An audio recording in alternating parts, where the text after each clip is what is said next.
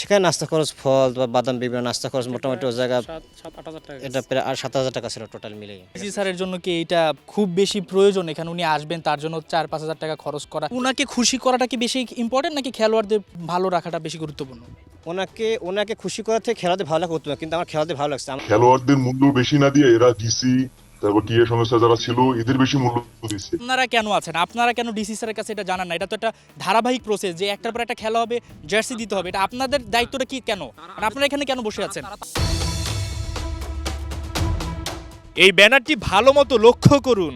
একই ব্যানারে লেখা উদ্বোধন এবং সমাপনী। প্রশ্ন উঠছেই, টাকার এমনই অভাব কি পিরোজপুর জেলা ক্রীড়া সংস্থার যে 2 দিনের অনুষ্ঠান এক ব্যানারে সেরে ফেলতে হচ্ছে, নাকি এর আড়ালে আছে অন্য কোনো হিসাব? জানতে চায় খেলাযোগ। পিরোজপুর জেলা স্টেডিয়ামে চলছে বিসিবির অনূর্ধ্ব-16 বিভাগীয় ক্রিকেট প্রতিযোগিতা।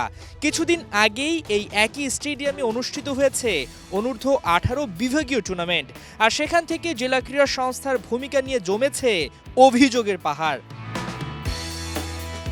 ছবিতে দেখা এই দুই ব্যক্তি, একজন মঈন, অন্যজন সাইফুল, পিরোজপুর জেলা ক্রীড়া সংস্থার অ্যাডক কমিটির সদস্য।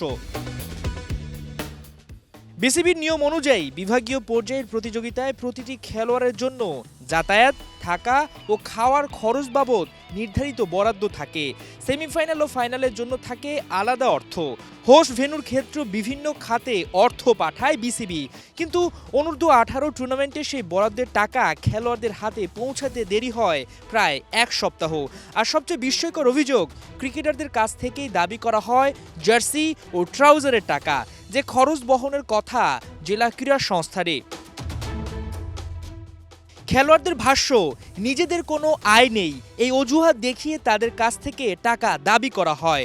প্রশ্ন তাহলে এখানেই, যে সংস্থার টাকার অভাবে এক ব্যানারে 2 দিনের অনুষ্ঠান করতে হয়, সেই সংস্থায় কিভাবে উদ্বোধনী অনুষ্ঠান বাবদ পাওয়া 15,000 টাকা থেকে জেলা প্রশাসককে খুশি করতে 7,000 টাকা খরচ করে? উদ্বোধনের ভিতর তো মাঠ সংস্কার, তারপর তাদের নাস্তা খরচ, তারপর আর কি তারা তো একদিন বা 2 দিন এসছেন, সেখানে কেমন নাস্তা খরচ ছিল?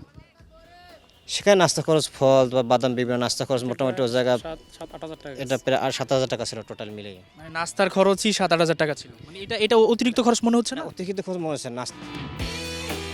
ডিসি স্যারের জন্য কি এটা খুব বেশি প্রয়োজন? এখানে উনি আসবেন, তার জন্য 4-5 হাজার টাকা খরচ করা, এটা খুব বেশি গুরুত্বপূর্ণ কিনা? তার সাথে মানে উনাকে খুশি করাটা কি বেশি ইম্পর্টেন্ট নাকি খেলোয়াড়দের ভালো রাখাটা বেশি গুরুত্বপূর্ণ? ওনাকে খুশি করার থেকে খেলাতে ভালো লাগতো না, কিন্তু আমার খেলাতে ভালো লাগছে। খেলোয়াড়দের মূল্য বেশি না দিয়ে এরা ডিসি তারপর টিএ সংস্থা যারা ছিল এদের বেশি মূল্য দিচ্ছে। আপনাদের নামে এমন অভিযোগ আছে দুজনের নামে যে আপনারা প্লেয়ারদের কাছ থেকে পরবর্তীতে টাকা চাচ্ছেন, সেটা নিয়ে কি বলবেন? প্লেয়ারদের কাছে এভাবে কোনো টাকা চাওয়া হয়নি। ওই থেকে তোমরা সবাই 400 টাকা করে দিবে আমাদের। তো আমরা বলছি যে আমরা 400 টাকা কেন দিব? এইটা তো আমরা আগে জেলা ক্রীড়া সংস্থা ওনাদের নিজের খরচে এটা আমাদের দিচ্ছে। সে আমাদের কাছে বলছে তোমরা প্রত্যেক জনে 400 করে আমাদের টাকা দিবে। ফার্স্টে আমাদের খুব বাজেভাবে অ্যারেঞ্জমেন্ট করছে। এই সাইফুল টিএ সংস্থা সে বলছে যে আমরা তো তোমাদের 6,600 করে দিব, আর 400 দিব না। ড্রেসিং রুমে যে পানি থাকে সেই পানির জারটা আমাদের ফোর্স করে বলে বলে আনানো লাগতো যে পানি শিখছে, আমাদের একটু পানি দেন। প্র্যাকটিসে লাঞ্চ নাই, হোটেলে ছিলাম, ডিএ নাই, টাকা নাই। সবকিছুর শেষে যখন ডিএ পাই সেখান থেকে শুনে আবার টাকা নিয়ে যাবে। তাদের সব থেকে বড় একটা অস্ত্র হলো যে তারা নতুন, মানে সবসময় তারা বলে যে আমরা তো নতুন, এই জন্য আমাদের একটু ভুল হইতেই পারে। আমাদের নাস্তার কোনো ব্যবস্থা নাই, অনেকে দূর দিয়ে আসে প্র্যাকটিসের জন্য, ক্যাম্পের জন্য। আমাদের ডিএটা ওই যে 18-এর মতো যাতে না হয় সেই দাবি জানাচ্ছি।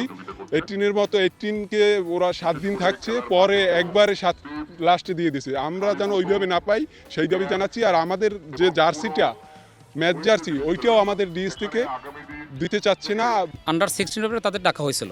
তাদের ডাকার বলেছে যে তোমাদের যে ড্রেস দেবো, ড্রেসের আমাদের কোনো বিসিবির কোনো বরাদ্দ নেই।